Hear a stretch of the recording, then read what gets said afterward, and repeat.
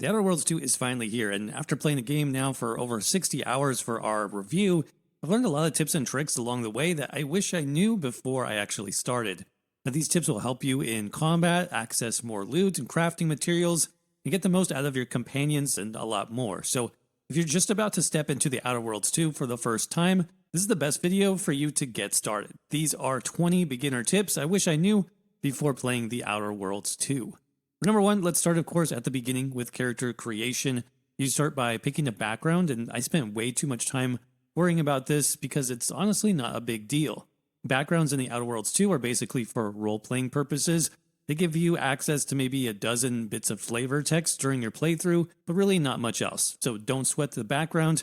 Pick what you think will be fun in terms of your own role-playing, but it doesn't really affect the game much at all. Tip number two has to do with choosing your traits. These are much more impactful than your background choice, so you want to take some time reading through each trait and understanding the bonuses that they provide. The bonus tip here is that if you want, you can actually pick two positive traits to start with for basically a double bonus, but you will have to take a negative trait at that point to balance things out.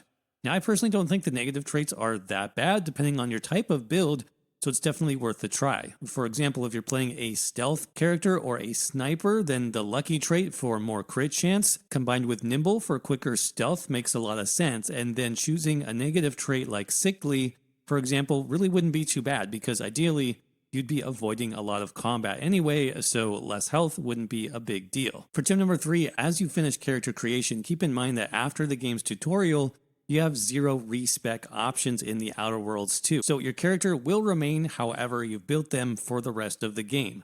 This is a purposeful decision by the developers to encourage replayability and also commitment to your playthrough. That does take some getting used to, but as long as you have a plan, it's nothing to worry about. Speaking of which, you can check out all of our starting builds over on our website, hacktheminotaur.com, to give you some good ideas of what's possible to get you a head start. The links for those are down below. For tip number four, skills are another big part of your character's development in the Outer Worlds 2, but again, don't worry, you'll get plenty of skill points here as you level up, and even a few more if you select the Brilliant trait. The tip here, though, is to never fully spend all of your skill points. The reason for this is that you often come across skill checks in the game that you need to pass in order to progress or access certain areas or dialogues, like say lockpicking or engineering to get through a door. And if you don't have enough points invested in that skill, while you don't necessarily get stuck because there's other means of progression, you might definitely get slowed down. So my recommendation here is to have at least 3 to 4 extra skill points freed up at all times, just in case you want to take a shortcut. Simply bump up the skill that you need in order to make that quicker progression decision. Next, an early example of this is putting at least 1 point into engineering, which I recommend because this is often the most common way of bypassing doors in the Outer Worlds 2. Another option here is the Brawny trait, which literally lets you break through doors and can be used even at higher levels. But if it's your first time through the game, a few points into engineering to quickly bypass some broken doors is a solid investment and a big time saver. Moving on to combat next, there are many tips and tricks here that can make your combat experience easier and more satisfying. Early on, for example, you'll get your first gadget, the tactical time dilation device, which can make combat a lot easier if you know how to use it. Specifically, this device slows down time, allowing you to easily dial in headshots and precise damage, but the slowdown effect will actually drain much quicker while you are moving. So the tip here is to not move at all. Stay still as much as possible, turn yourself into a turret, and you'll basically get at least twice the duration for the slowdown effect.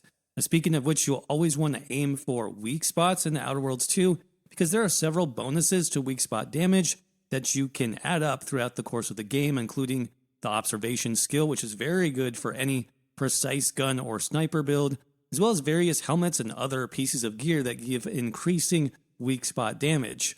What is a weak spot? Well, for human NPCs, it's the head, which is pretty simple. And for creatures, it'll be a little bit different depending on the creature type, like the mouth on the giant crab, for example. So just experiment to see what their weak spot is.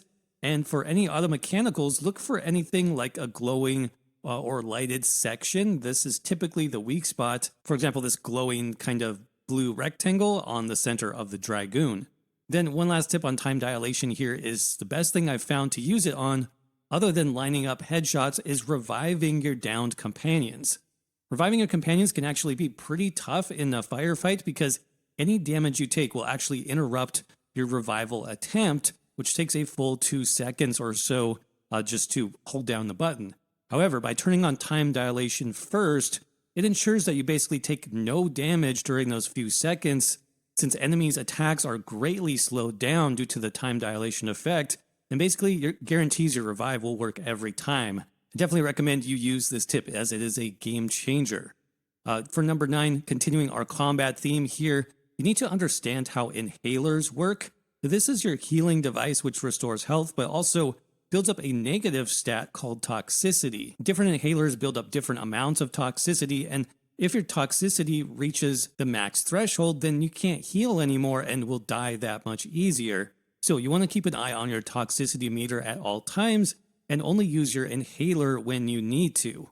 To be more effective though, make sure you always heal up after combat using food and drinks instead of the inhaler. Using the food and drink consumables you pick up during the game is instant, and it builds 0 toxicity, so it is a really nice alternative. You can even do this outside of combat with a quick press of a button, as you'll see this icon for food replace the inhaler icon when you're not in combat. You can just hold that down and it will consume multiple food items at once to heal you all the way to max health in one go, instead of popping each item individually in your inventory, which is of course a lot slower. Last combat tip here is to make use of trauma kits. You can find these items pretty early on from doctors or medics in towns, sometimes in vending machines, or find them as loot, and they're highly valuable because you can use these items to revive yourself should you go down in combat if you have at least one companion left alive. You do get a good amount of health back too, and it's basically a lifesaver, so this is yet another reason to keep your companions alive in combat for a quick and easy backup plan. But moving on now to exploration, one thing that I've learned is that the minimap in this game is actually pretty helpful, at least when it comes to finding loot. And that is because if enemies drop something for you to loot after combat, you'll see this container icon appear on your minimap showing you exactly which bodies you have left to loot. So you can use this to make sure you don't miss anything. Plus, keep an eye on your minimap. As you approach enemies, you'll see the sides of the map start to tint red, showing you the direction from which the next set of enemies will come. I believe there's also a perk here for Niles, which shows enemies sooner on your minimap, so that might be worth checking out as well. Speaking of loot, some of the most powerful loot you can find in the game comes in the form of these lockboxes. Now, these contain powerful and unique items, but they require special keys to open. And the tip here is that you don't need to open all the lockboxes in any specific order.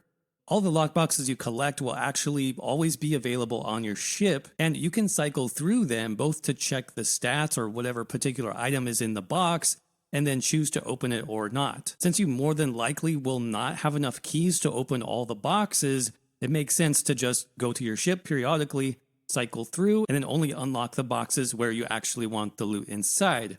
For example, I did bypass the box for Val's upgrades because I wasn't really using Val very much as a companion anyway, and so I was able to save up those keys to use on something in a different box that I actually wanted and made more sense for my build. For our next tip, another way that you can get more of these lockbox keys is by completing bounty quests, most of which you can find in the local towns. You simply want to approach these bounty terminals and accept whatever bounty that they have. And then once you return with the bounty enemies defeated, you'll usually get a reward, which is often more of those keys. And now speaking of quests, not all quests are marked or have traditional quest givers in the Outer Worlds too. Some quests actually appear after reading terminals, so make sure to read or at least open all the terminal entries to see if anything pops up into your quest log. Other quests can appear after listening to NPCs speak as you walk by, and these will actually appear in your journal under the mentioned section of your quest logs.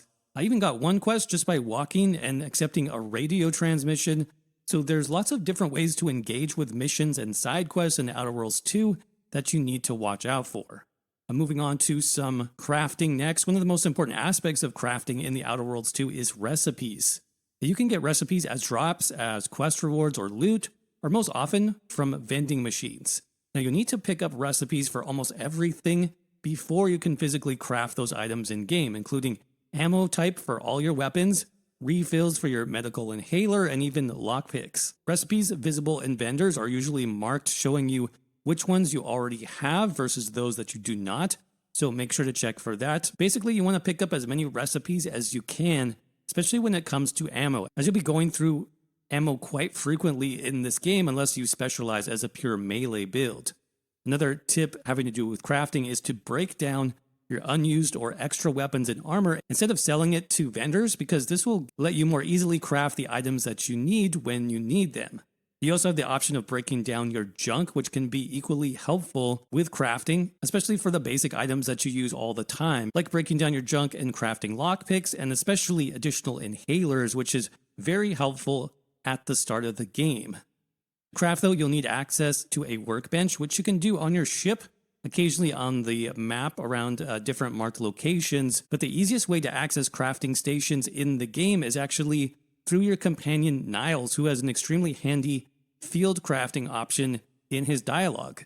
Now, this is essentially the same as any crafting bench anywhere in the game, but it can be used at any time as long as you have Niles in your party. I can't stress how helpful this is to be able to break down items and craft, different ammo on demand as I need it pretty much any time, and this has made Niles one of my go-to companions throughout the game. But as you play, you're sure to collect dozens, if not hundreds, of weapons, armor, helmets, and items, and it can be really hard to organize these in your inventory, so make sure to use the favorites feature in your inventory menu, as you can use this to display all of your favorites at the start of your inventory, making it easier to access those favorite weapons and armor. And you can even preview what your gear looks like before equipping it if you want to by using the preview option in the inventory as well. But to gain even more items for free, the Pickpocket perk is a really good option. Keep in mind, though, that you can't pickpocket in the game right away. You must first have at least one skill point invested into the lockpick skill, and then you'll need to spend a perk point into the Pickpocket perk in order to unlock that option, which will then appear when you're crouched behind an NPC. So there are a few steps to get started with pickpocketing, but I do recommend it for basically any build in the game. It only takes, one skill point and one perk, and there are some really good items you can get from pickpocketing, especially unique key cards, which can unlock new paths for you more easily, or even unlock chests for some rare rewards. But that's going to be all for this beginner tips guide. I hope you found this helpful. And for more Outer Worlds 2 guides, check out the video on screen next, or the links down below to our website, hacktheminotaur.com, and I will see you there.